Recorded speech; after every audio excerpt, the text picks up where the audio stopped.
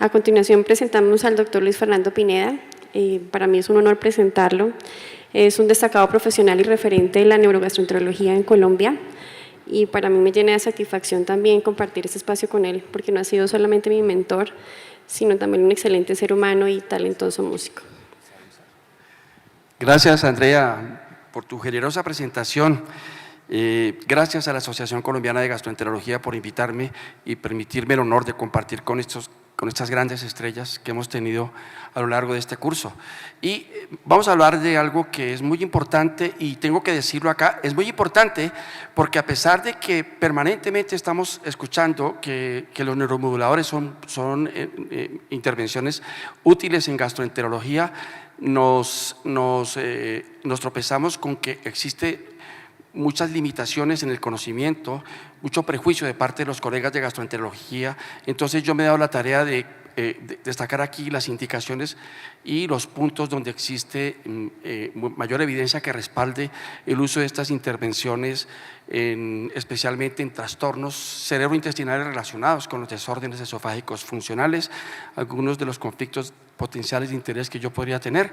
Y para esto yo quiero hacer una descripción muy básica y recordar que el sistema neuroenteral o el sistema nervioso enteral y el sistema nervioso central tienen un origen común, y esto no es algo de poco valor. Normalmente durante la formación embrionaria, la cresta neural forma el cerebro, la médula espinal y el tejido ganglionar, y después hay una migración al endodermo para formar el sistema nervioso entérico a partir de estas células ganglionares. Esto da como resultado esto que estamos observando aquí. Todos los receptores, especialmente las monoaminas que regulan la sensibilidad y la contractilidad gastrointestinal, están distribuidos tanto en el sistema nervioso central como en el sistema neuroenteral. Y entonces esta íntima relación es algo que perdura perpetuamente en las especies como nosotros y los mamíferos a lo largo de la vida, y comparten los mismos neurotransmisores, y especialmente de estos tres, que son con los que más hay foco de intervención terapéutica: la noradrenalina, la serotonina y la dopamina.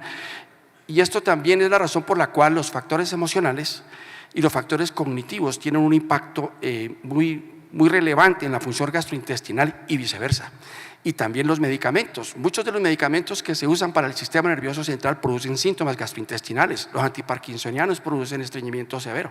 Y muchos de los medicamentos que se usan para gastroenterología producen síntomas psicológicos, como puede pasar, por ejemplo, con el Plasil, que produce agitación. La razón es esta, y nosotros estamos en la obligación de tener una visión integral siempre neurogastrointestinal en los síntomas de los pacientes, en todas las condiciones en la gastroenterología, pero más en los trastornos funcionales. La hipersensibilidad esofágica es la base fisiopatogénica de los trastornos funcionales esofágicos. Más o menos el 80% de estos pacientes se ha demostrado en estudios muy sofisticados de laboratorio que tienen umbrales sensoriales más bajos, tanto para quimioreceptores como para receptores medidos por barostato. Hay hipersensibilidad, que es un incremento de la sensibilidad visceral normal. Hiperalgesia, que es que los estímulos dolorosos son magnificados y son incrementados en la severidad. Y alodinia, que es que cualquier estímulo que sucede a nivel visceral produce dolor.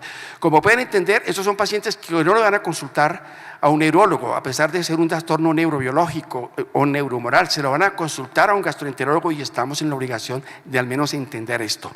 El paciente desarrolla trastornos de hipervigilancia, de ansiedad anticipatoria, prefiere no comer o esperar o evitar cosas, y algo que es peor, que es que cuando vinculan factores emocionales, desarrolla un fenómeno de catastrofismo, donde dice: a mí nada me sirve y nadie me encuentra qué es lo que yo tengo. Entonces, los mecanismos para el desarrollo de la hipersensibilidad esofágica es que hay una sensibilización periférica, después hay una sensibilización central, que fundamentalmente se genera porque hay una falla en los mecanismos de neuroinhibición descendentes, y todo esto se ve amplificado por las fibras espinotalámicas, y a nivel del cíngulo y a nivel de la corteza el paciente tiene la experiencia del síntoma. Entonces vean esto. Los antidepresivos, que es mejor llamarlos neuromoduladores por el estigma que tienen los pacientes cuando uno les formula medicamentos de acción psicológica, tienen acción multinivel. Hay evidencia de que producen cambios de neuroplasticidad a nivel central y neuronas que se habían perdido se regeneran y eso modifica la sensibilidad central, producen analgesia periférica, somática y visceral independiente de que hayan de que los pacientes tengan niveles elevados de ansiedad o niveles ansiedades de depresión. Hay una acción en los circuitos cerebrales del dolor y el procesamiento de las emociones y en las astas posteriores de la médula produce inhibición de la sensibilidad nociceptiva. Hay muchos otros mecanismos que sería imposible en tan corto tiempo describirlos, pero quiero que lo sepan que esto tiene acción multinivel periférica y central y que modifica la experiencia del paciente frente al síntoma por varios mecanismos, incluida la analgesia y la neuroplasticidad. De manera muy rápida, la mayor parte de estos medicamentos lo que hacen es bloquear la recaptación presináptica del neurotransmisor y eso hace que en la hendidura sináptica haya una mayor disponibilidad de esta monoamina y produzca una regulación hacia arriba o hacia abajo postsináptica de la sensibilidad y de esta manera pues se considera que ese sería como el mecanismo central para esto. Nosotros con el doctor Páramo, el doctor Conche, la doctora Laura Moya hicimos esta revisión que está como nos gusta, gratis, en español y breve. Les recomiendo que la lean porque está resumido los mecanismos y está resumido las drogas que se hacen para emplearlo en la mayoría de nuestros pacientes. Brevemente vamos a hablar de los tres principales grupos utilizados y los primeros son estos que son quizás con los que más estamos familiarizados, que son los agentes tricíclicos. Y vean todos los colores que hay alrededor de este esquema, de esta célula neuronal, y eso significa que en todos esos receptores los agentes tricíclicos tienen acción. Por esa razón tienen muy buen efecto analgésico, pero también tienen muchos efectos secundarios, especialmente pueden producir efectos anticolinérgicos y antimuscarínicos, y esto es bien importante, especialmente cuando lo utilizamos en personas de tercera edad o polimedicadas, pueden producir problemas con el QT, pueden producir problemas de arritmia y muchos síntomas anticolinérgicos. Los inhibidores de recaptación de la serotonina, como la fluoxetina, la paroxetina, el citalopram, no tienen acción analgésica y bloquean fundamentalmente de manera muy específica la transmisión de la serotonina, el transportador presináptico de la serotonina, pero es bien importante que toda la comorbilidad psicológica de estos pacientes, como de hipervigilancia, de ansiedad anticipatoria que está acompañando a estos pacientes o los que tienen síntomas somáticos también de dolor, pueden ser medicamentos muy útiles. Los efectos secundarios son un poquito mejores que los agentes tricíclicos y ha demostrado ser útil en algunos trastornos motores esofágicos. Los inhibidores de recaptación de serotonina y noradrenalina tienen la ventaja de que por tener inhibición de noradrenalina tienen el potencial analgésico de los agentes tricíclicos, pero con menos efectos secundarios.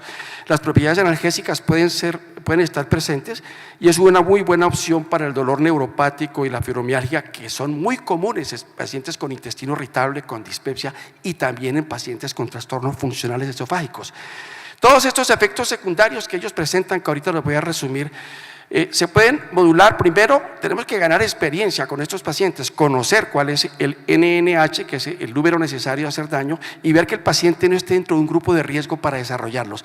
Se desarrolla un fenómeno de tolerancia con el paso del tiempo en que vamos dando los medicamentos y usualmente utilizamos dosis más bajas que las que se usan en psiquiatría para tratar los trastornos psiquiátricos.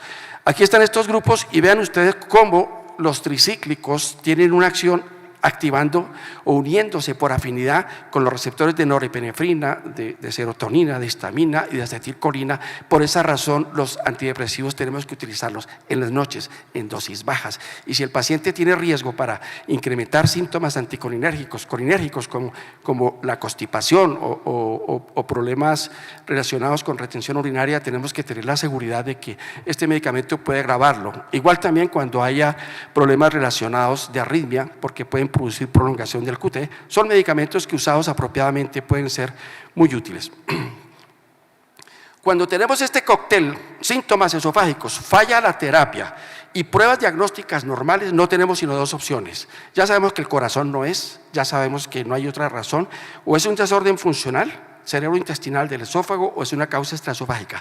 Así de sencillo, no podemos seguir dando vueltas a un paciente con un supuesto diagnóstico de reflujo refractario cuando lo que tiene es una pirosis funcional ante los ojos de todo el mundo y nadie hace el diagnóstico de manera apropiada. Las pruebas negativas en estos pacientes son de alto valor porque el valor predictivo negativo usualmente, las pruebas cuando hacen de manera integrada pueden clasificar muy bien a nuestro paciente para que lo consideremos que tiene un trastorno funcional. Roma 4 clasifica los desórdenes funcionales esofágicos en estos 5 grupos: dolor torácico funcional, pirosis funcional, reflujo por hipersensibilidad, globus y disfagia. Vamos a revisar la evidencia y las recomendaciones para estos 4 trastornos que son los más comunes y los invito a que revisen esto que salió publicado hace un par de meses, que es una revisión donde participa el doctor Fass, el doctor Sifrin y también unos doctores que están, unos doctores japoneses y coreanos, donde se hace una revisión reciente. La última que se había hecho de esto fue en el año 2018 y entonces de manera muy rápida quiero decirles que la pirosis funcional, que como todos saben es síntoma de pirosis típica, sin evidencia objetiva de reflujo, con falla en los IVPs, sin evidencia de trastornos motores o de esofagitis eosinofílica y que tenga más de 6 meses, aunque es una enfermedad muy común la mayor parte de los pacientes que fallan a la terapia con IVP pueden tener este trastorno. No existen muchos estudios que respalden cuál es la terapia más apropiada en este grupo de pacientes. Aquí estoy mostrando uno con fluoxetina comparado con placebo y con omeprazol y vean los resultados que hay al fin del tratamiento, cómo la fluoxetina tiene una respuesta favorable en este grupo que se hizo por 6 semanas con 144 pacientes. La imipramina se estudió en grupos bien seleccionados de reflujo hipersensible y de pirosis funcional, no mostró diferencias, aunque hubo algunos cambios en la calidad de vida. Las bajas dosis de la imipramina no fue más efectiva que el placebo y esto es algo bien importante a considerar porque en los dos desórdenes funcionales, que es la pirosis funcional y el reflujo hipersensible, pues los tricíclicos realmente no han encontrado un papel que sea contundente. El reflujo hipersensible es una condición donde el paciente tiene síntomas relacionados con reflujo, pero dentro de rango fisiológico, es decir, existe una asociación sintomática, pero el tiempo de exposición ácida del paciente es normal, el número de eventos de reflujo es normal, la impedancia basal nocturna media es normal, pero con los eventos de reflujo existe una asociación consistente de síntomas esofágicos. Aunque hay discusión, estos pacientes, hay grupos de pacientes que pueden responder a la terapia antirreflujo convencional con terapia antisecretora y aunque haya alguna controversia frente a esto, es frecuente que este grupo de pacientes sea necesario darle terapia antisecretora con IVP. Aquí hay algunos datos hechos en series de casos observacionales con IVP o con ECAS o con anti-H2 de cómo pueden haber buenos resultados. Este es un estudio que se hizo de citalopram en hipersensibilidad esofágica, que fue un estudio hecho por un grupo griego, donde también creo que está el doctor Sifrin, y se encontró este fue hecho con voluntarios sanos, donde se encontró que en voluntarios sanos la hipersensibilidad esofágica medida por instilación de ácido y también por barostato de presión eleva los umbrales de sensibilidad, o sea, a quimiorreceptores y a varoreceptores, donde da una evidencia en laboratorio de que es un medicamento que puede ser útil para tratar trastornos de hipersensibilidad esofágica. Y este sí es un ensayo clínico que se hizo, donde se compararon 75 pacientes con reflujo hipersensible, es decir, asociación sintomática positiva con tiempos de exposición normales, y vean los resultados de 61% en el grupo de citalopram comparado con 33% en el grupo de pacientes con placebo, duplicándolo. Entonces, aunque esto no ha demostrado ser replicado en otros estudios, el inhibidor de recaptación de serotonina es una buena posibilidad en pacientes con reflujo por hipersensibilidad combinado con terapia antisecretora. Este es uno de los síndromes funcionales que también es muy común y es el dolor torácico funcional, que es un dolor igualito al de la angina, pero sin enfermedad coronaria y con pruebas funcionales esofágicas y estructurales esofágicas normales, ausencia de trastorno motor, ausencia de esofagitis erosiva y ausencia de estudios fisiológicos anormales. Entonces, hay algunos estudios donde se ha encontrado que la neuromodulación sí tiene un buen papel, como este estudio cruzado que se hizo con venlafaxina, que es un ensayo clínico controlado donde encontró que las respuestas de venlafaxina frente a placebo, en este estudio que fue a 12 semanas, eran significativamente superiores, 52 versus 4%. Y este es otro donde la amitriptilina combinada con rabeprazol versus rabeprazol en dosis dobles en pacientes con dolor torácico funcional dio ventaja a la amitriptilina combinada con IVP. Sin embargo, la amitriptilina sola, enfrentada con placebo, pues no tiene estudios para poder demostrar esto de manera contundente. Entonces, digamos que estas serían las formas en las que podríamos intervenir a estos pacientes. El dronabinol, en este estudio que hay con 19 pacientes con dolor torácico funcional, encontró que hay una mejoría de la percepción del dolor antes del tratamiento y el día 28 del tratamiento con 5 miligramos, y también hay una mejoría también del dolor como frente al placebo. Entonces es una opción terapéutica de otro estudio controlado que se publicó recientemente. Este es el último trastorno donde las intervenciones de neuromodulación han demostrado algún beneficio, y es el globus, que es una sensación continua de taco a nivel de la garganta, que a veces lo confunden con disfagia. Es un trastorno somatomorfo que también tiene comportamiento crónico, y en estos 3 estudios ha demostrado que tanto amitriptilina como paroxetina ha demostrado tasas de efectividad superiores frente a placebo, con un OR de 6.3 según este metaanálisis y revisión sistemática que se hizo para este año. Esto resume los datos, y vean ustedes cómo los pacientes que tienen dolor torácico funcional son los que tienen una mayor cantidad de estudios con un mayor número de pacientes y también un resultado más contundente frente al placebo, igual que pasa con los pacientes con globus.